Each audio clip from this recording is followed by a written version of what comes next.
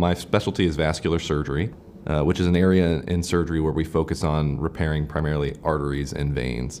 When people hear vascular surgery, they always think the heart, and it's kind of everything but the heart. So we work in people's necks and their arms and their abdomen and their legs.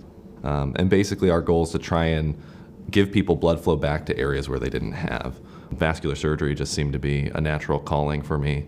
We see our patients over and over and over again. So you get that longitudinal care that you almost get in a family practice or an internal medicine situation, but at the same time, it's still surgery. And my particular area of interest right now is in peripheral arterial disease.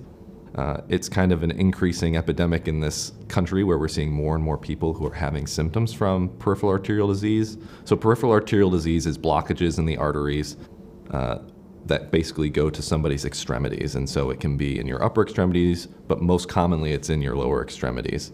And those blockages basically prevent the blood flow from getting to the muscles down there, and they can cause people to have pain when they walk, or it can get as severe where they have pain when they're not walking, just sitting down, resting. I think what you'll notice when you come and see me is you will get a very patient-centered approach.